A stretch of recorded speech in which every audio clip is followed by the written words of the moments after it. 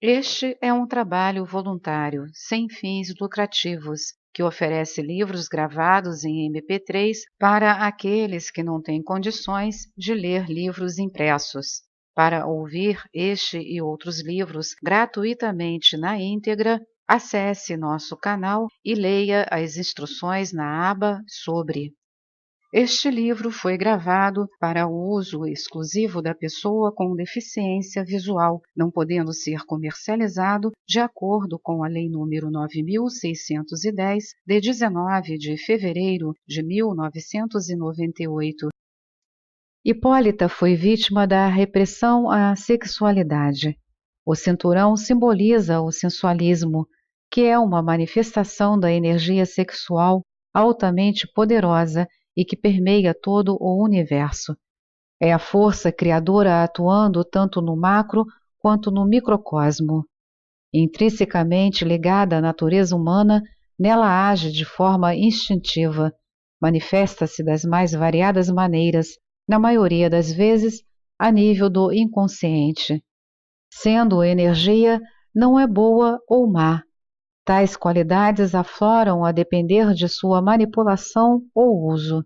Daí a cuidadosa necessidade de uma permanente vigilância, não apenas no seu uso em nível do consciente, como no desenvolvimento de uma percepção que leve mais facilmente à identificação de suas manifestações mais veladas. Os ensinamentos tântricos e, ultimamente, certas entidades ditas esotéricas de formações mais recentes, espalhadas por vários países, ensinam ser a prática sexual o único meio de o ser humano alcançar a iluminação. Isto pode até ser verdade quanto ao meio, mas não quanto ao único meio. E se for um meio, é o mais perigoso de todos os meios, porquanto o poder da energia sexual é muito forte, envolvente, e o aspirante à iluminação espiritual pode facilmente perder-se no caminho de sua prática com tal finalidade. A sexualidade é um meio para levar o ser humano à iluminação, quando transmutada em profundo amor, numa sublime troca de sentimentos entre seres humanos que se doam mutuamente. Poderá a sexualidade levar ainda o ser humano à iluminação quando sublimada pelo amor universal que leva à solidariedade humana e à prestação de serviços desinteressada ao próximo, sem necessariamente passar pela prática sexual como único meio, que por si mesmo possa conduzir o praticante na busca da iluminação. Daí a necessidade de serem recebidas com enorme cuidado as promessas iluminativas dessas entidades que, pela inconsciência de seus mestres, ou com plena consciência deles, o que é pior porque caracteriza a magia negra consciente, passam aos aspirantes como dogmas tais ensinamentos. Correm os riscos tais aspirantes, ao porem em prática o que lhes é ensinado, de estarem trilhando um caminho oposto ao que buscam, perdendo-se a cada hora no escuro emaranhado das densas energias que os farão retroceder, talvez em várias encarnações, no caminho da evolução espiritual que tanto buscam. A relação sexual praticada, geralmente por mestres taoístas, sem a ejaculação, leva à longevidade, à autoconfiança e, em certos casos, pode até ajudar a resolver preventivamente problemas da impotência sexual masculina. Mas só deve ser exercitada obedecendo-se a determinadas orientações, porque tal prática vai despertar a Kundalini, o fogo serpentino, no chakra básico que, uma vez desperta, sobe para os chakras superiores. Se a passagem nos chakras superiores estiver bloqueada, ela, com a sinuosidade dos seus movimentos, daí chamar-se fogo serpentino, rasga passagens, dilacerando por vezes órgãos do corpo humano, acarretando sérios danos à saúde e até à morte. Sobre sexualidade, vale a pena transcrever um texto de autoria de Laina Verin. Nossa sexualidade é o mais profundo e primais impulso que possuímos. Reprimida, ela drena nossas energias vitais e enfraquece todas as nossas faculdades do corpo e da mente. Satisfeita, ela se torna uma grande força criativa e regenerativa. A liberação sexual não repousa no domínio de técnicas que veem nossos corpos como mecanismos de prazer, mas na percepção de que nossos corpos são sagrados e de que as relações sexuais estão participando da energia divina que anima o universo. O cinturão é também um símbolo da ligação do ser humano com o mundo celestial. Nas ordens religiosas, franciscana, dominicana, etc., os sacerdotes usam o cinto com o significado simbólico de domínio sobre a força inferior, a força da matéria, a sexualidade, os vícios, etc., pela força superior, a força espiritual. Até mesmo o hábito de cingir o umbiguinho do bebê ao nascer tem também o significado simbólico de o ligar à força interior, uterina da mãe. O último elo de proteção direta da mãe ao filho é o cordão umbilical, que é substituído pelo cinto, uma espécie de extensão da proteção materna àquela vida que ainda frágil está se iniciando. O umbigo é uma região grandemente vulnerável do bebê. Portanto, há no simbolismo do cinto, cinturão, uma relação muito próxima de ligação entre os mundos celestiais e a força criadora da matéria, representada pela energia sexual, e esta polaridade é unificada pelo poder supremo do amor. A doação do cinturão feita pela deusa do amor Afrodite a Hipólita significa, portanto, que a sexualidade deve ser usada tendo como um traço a ligar as duas polaridades o amor. Luz do coração que brilha nas trevas do ser e tudo transforma no tesouro dourado da mente de Cristo. Que homem e mulher devem aceitar-se como polos de uma única entidade que é o ser humano, numa integração mais espiritual do que física, numa só consciência, retomando, assim, a unicidade perdida na raça raiz, a lemuriana. Por essa remotíssima época, o homem deixou de ser um andrógeno, transformando-se então num ser sexuado. A busca, através dos milênios, dessa unicidade perdida gerou um imenso antagonismo entre as polaridades masculina e feminina, entre o homem e a mulher.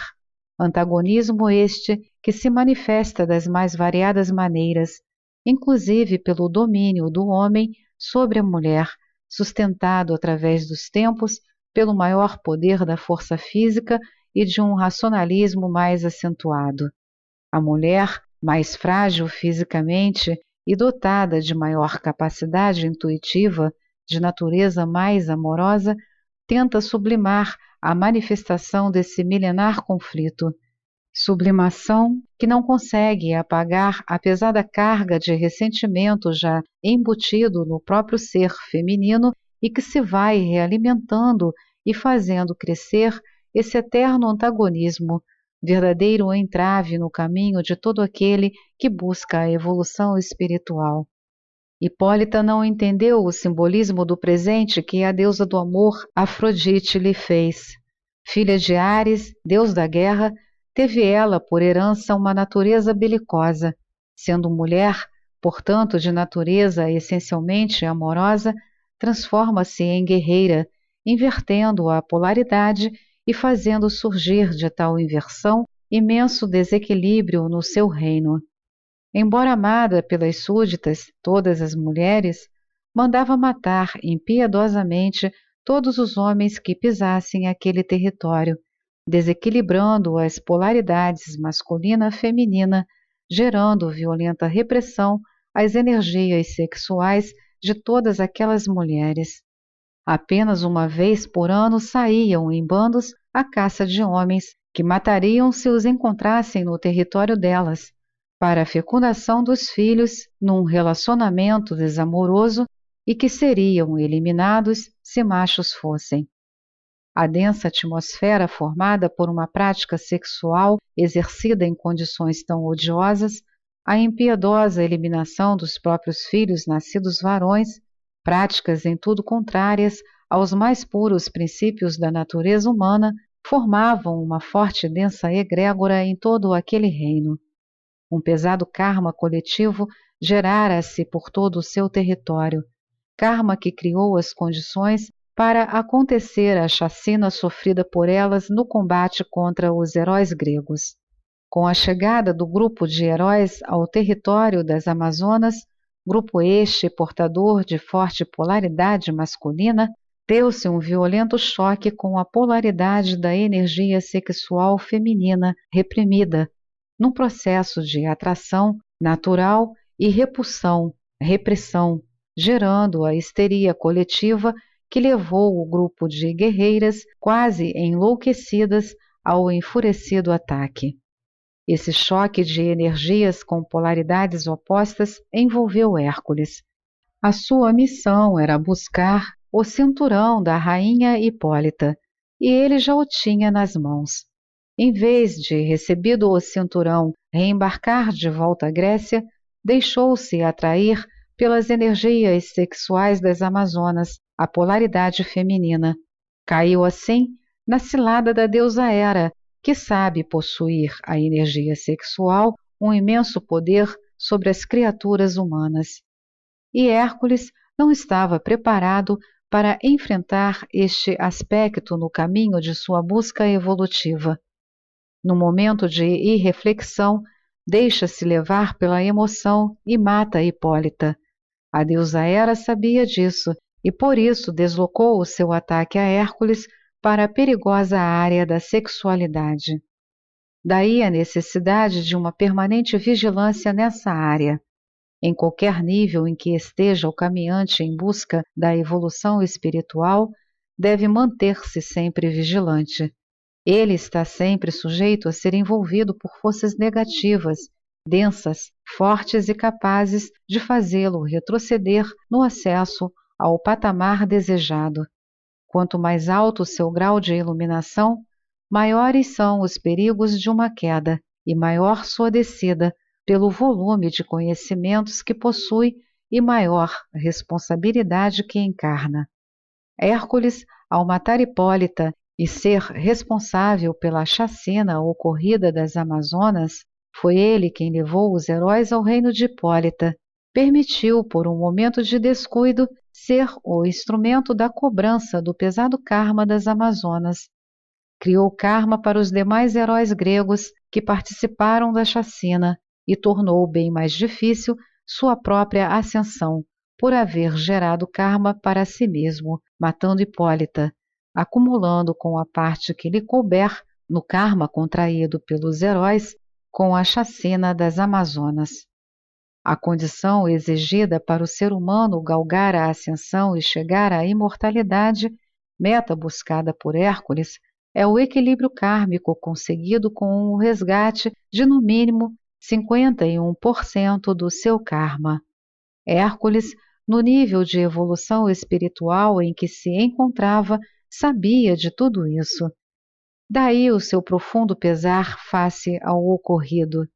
Tais situações acontecem muitas vezes no dia a dia de nossas vidas.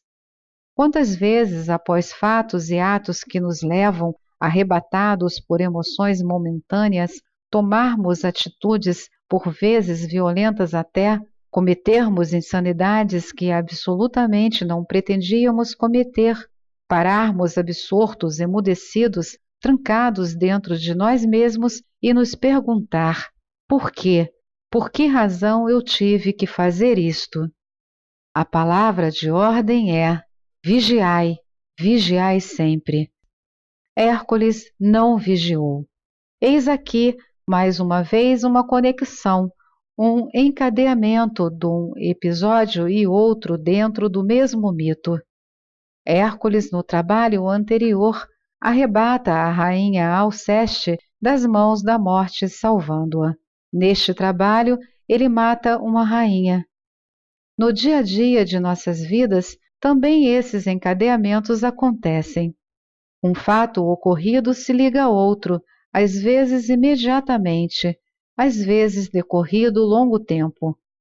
Há sempre, com bastante frequência, uma correlação entre um fato e outro fato e quase sempre nem sequer notamos.